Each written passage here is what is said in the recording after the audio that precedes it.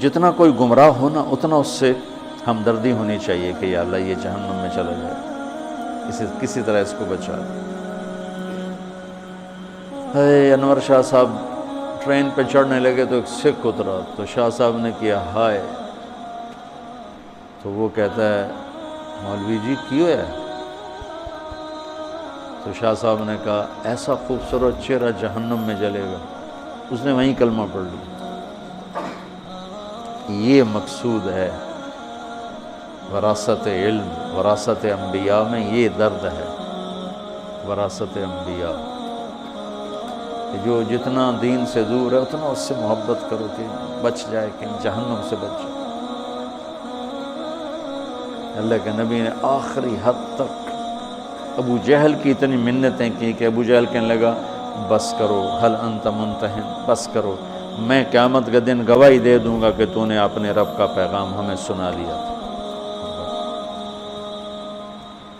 تو ہمارے نا علمی اور دینی حلقوں میں وہ لاسانی سرکار ہیں، کوئی مجھے تو نہیں پتہ کون تھے، اتنا تھا کہ وہ رکشوں کے پیچھے ان کے فوٹو لگے ہوتے تھے، اور لاسانی سرکار، تو مجھے پتہ چلا ان پہ قاتلانہ حملہ ہوا۔ میں ان کو پوچھنے چلا گیا، جو میرے اوپر بکواس شروع ہوئی سوشل میڈیا پر، یعنی اتنا سیرت سے ہم دور ہو گئے کہ نبی ابو جہل جیسوں کی منتیں کر رہا ہے، اور یہ کہتے ہیں یہ بدعتی کے پاس چلا گیا، دیوبندی ناراض، بریلوی ناراض، بدعتی کے پاس چلا گیا۔ ارے بھائی میں بدعتی کے پاس دعوت کی نیت سے گیا ہوں۔ ثم انی دعوتهم جہارا ثم انی اعلنت لهم واسررت لهم اسرارا۔ تم دیکھو تو صحیح انبیاء کا طرز کیا ہے اپنی قوم کے بارے میں۔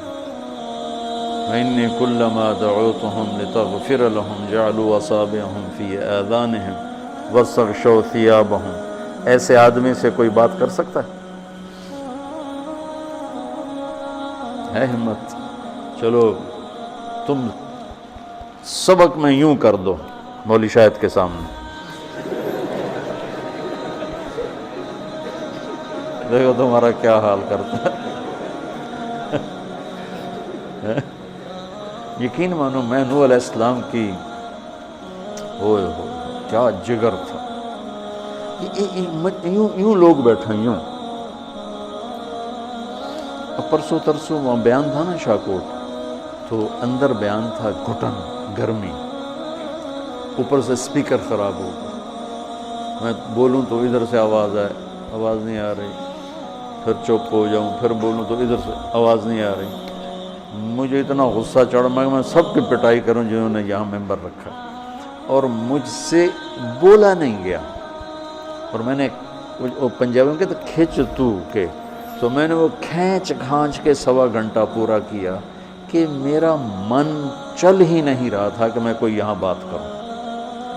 ہوا کہ مجمع طلب والا بیٹھا ہے، یوں کر کے بیٹھا ہے، سپیکر خراب تھا، حبس اور گرمی شدید تھی، تو میرا میٹر گھوم گیا۔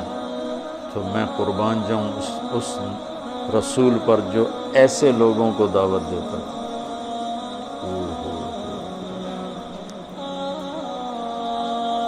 ہمارا جو ہے نا یہ عجیب سا دین بن گیا ہے، جو دین آیا ہی اس لیے تھا لِتُخْرِجَ النَّاسَ مِنَ الظُّلُمَاتِ إِلَى النُّورِ، پڑھو تو صحیح، لِتُخْرِجَ النَّاسَ مِنَ الظُّلُمَاتِ إِلَى النُّورِ۔ وہی امت کہہ رہی ادھر کیوں جاتے ہو، ان کے پاس کیوں جاتے ہو، ان کے پاس کیوں جاتے ہو، وہ تو یہ ہیں، وہ تو وہ ہیں، وہ تو وہ ہیں۔ ارے لوگ، میرے بچوں، یہی تو چیز تمہارے اندر پیدا کرنا چاہتا ہوں، تمہارے اندر سے زہر نکالنا چاہتا ہوں فرقہ واریت کا، کسی طرح یہ نکلے، اور جو عادت بن جاتی اسے نکالنا مشکل ہوتا ہے۔ بابا اسماعیل ہمارے ایک ساتھی تھے، جی اچھا،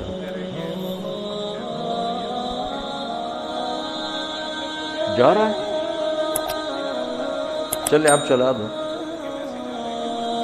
اچھا چلا دو بس اتنے۔ بابا اسماعیل تھے تو وہ تھے بڑے غصے والے، وہ بڑی لمبی تہجد پڑھتے تھے، سروزے میں جو بچے ساتھ نئے نئے جاتے تو ان کو نا ٹھڈے مارو، سونے آئے ہو، اٹھو اٹھو۔ اچھا، اب وہ ساتھیوں نے مجھے شکایت کی، میں نے اسے بلایا، میں کہا بھائی اسماعیل تہجد تو نفل ہے، آپ کیوں اٹھاتے ہیں؟ کہا تو پھر آئے کیوں ہیں اور اللہ کے راستے میں نے کہا وہ تو بھی دین سیکھتے پھر رہے ہیں۔ کہا وہ جہنم میں جائیں گے اگر رات کو نہیں اٹھیں گے تو۔ میں نے کہا یہ تو میرے ذمہ میرے کھاتے میں ڈال دے، تو مہربانی کرو کچھ نہ کہا کر، چلو ٹھیک ہے تیرے کھاتے ڈال دوں پھر میں نے کہا دیکھو اٹھانا نہیں، قطع نہیں اٹھاتا۔ اب وہ تو وعدہ کر لیا، اب عادت بن چکی ہے، لہذا اٹھتے ہی دروازے کو ٹھا کر کے کھولتے تو اور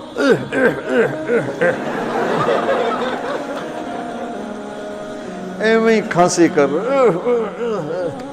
اور کبھی زمین پہ پاؤں مار رہا ہے، کبھی اونچی اونچی نفل میں قرآن پڑھ رہا ہے، کبھی ساؤنڈ نہیں دینا۔ یہ جو زہر ہے فرقہ واریت کا، یہ میں تمہارا نکالنا چاہتا ہوں، تمہیں مزاج نبوت پہ لانا چاہتا ہوں۔ اس لیے تو میں روتا ہوں کہ تم سیرت نہیں پڑھتے ہو، سیرت پڑھو تاکہ تمہیں پتہ چلے کہ مزاج نبوت ہے کیا، کہ داعی کس طرح بے قرار ہوتا ہے۔ فلا تذهب نفسك علیہم حسرات، یہ ہے کیفیت داعی کی، کہ اس کا اندر کیا ہوتا ہے کہ وہ مرنے کے قریب ہو چکا ہوتا ہے۔ لعلک باخع نفسک، یہ داعی ہو، ایسا داعی اس طرح ہوتا ہے۔ لست علیہم بمسیطر، یہ داعی ہوتا ہے۔ چونکہ ہمارے ماحول میں یہ ہے ہی نہیں، اللہ کا فضل ہے ہمیں تبلیغی ماحول ملا اور تبلیغ والے استاد ملے، انہوں نے ہمارے کم از کم میں اپنی ذات تک کہتا کہ یہ زہر نہیں پیدا ہونے دیا۔ ہاں مطالعے کی وجہ سے پیدا ہو گیا، مطالعے کی وجہ سے تقابل میں جب تقابلی مطالعہ کیا تو ایک احساس برتری، احساس حق اور حقارت اور کمی آ گئی، بالکل آ گئی۔ پھر میرا یہ زہر نکالا مولانا سعید خان صاحب رحمۃ اللہ، اللہ اس کی قبر روشن کرے، جو ایک باد صبا کا جھونکا بن کے آیا اور میرے ویرانوں میں گلشن کھلا دیا، میرے دل کو نفرتوں سے پاک اللہ نے کر دیا۔ میرے دل میں امت کے کسی فرد کے لیے نہ نفرت ہے نہ بغض ہے۔ مجھے اتنا ستایا گیا ہے تبلیغ میں جس کی انتہا کوئی نہیں، اور جتنے ستانے والے ہیں سب سے میرا دل صاف ہے، سب سے میں ملتا ہوں، وہ نہ ملیں تو الگ بات ہے، میں سب سے ملتا ہوں۔ تو میرے عزیزو کھلا دل رکھو، اپنے اوپر کوئی چھاپ نہ لگاؤ سوائے محمدی، سوائے محمدی چھاپ، کوئی چھاپ نہیں، کہ ہم محمدی ہیں، ہم مومن ہیں، ہم مسلم ہیں، ہم ایمان والے ہیں، یہ میری آپ کی پہچان ہے۔ اس پر چلو گے تو آپ کا نفع ہے، ورنہ ہزاروں علماء فارغ ہوتے ہیں، کہاں چلے جاتے ہیں؟ ہزاروں سال نرگس اپنی بے نوری کے روتی ہے، بڑی مشکل سے ہوتا ہے چمن میں دیدہ ور پیدا۔ اللہ اقبال کی خبر روشن کرے۔ میں چاہتا ہوں دیدہ ور، تم لوگ دیدہ ور بنو، وہ مولوی نہ بنو جنہیں اس سے نفرت، اس سے نفرت، اس سے بائیکاٹ، اس سے بائیکاٹ، ایں نال سنگھ پہا، ایں نال سنگھ پہا۔ اس کا انجام سوائے امت کی تباہی کے اور کچھ بھی نہیں۔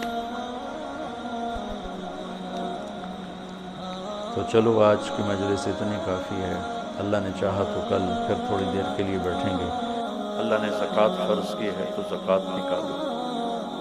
اب تو اتنے حالات ہیں کہ متوسط طبقہ بھی زکوٰۃ کا مستحق ہے، اپنے زکوٰۃ سے بڑھ کے نکالو، کیونکہ زکوٰۃ دینے والا بخیلوں سے تو نکل جاتا ہے، لیکن سخیوں میں داخلہ اس سے اوپر کرے گا تو 2,500 دے دیا نا 1 لاکھ میں سے، تو باپ پہ بخیل کا لیبل نہیں لگے گا، لیکن سخی کا بھی نہیں لگے گا، اوپر چوانی خرچ کرتا تو ایک سٹیپ آپ آ جائیں گے۔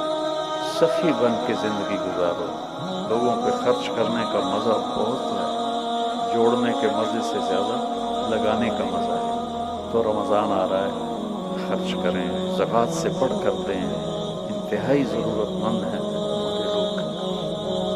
ابھی تو وہ جو سیلاب سے جو گھر گرے تھے ابھی تو وہی نہیں بنے. کتنے ہزاروں لوگ بے گھر بیٹھے ہوئے ہیں.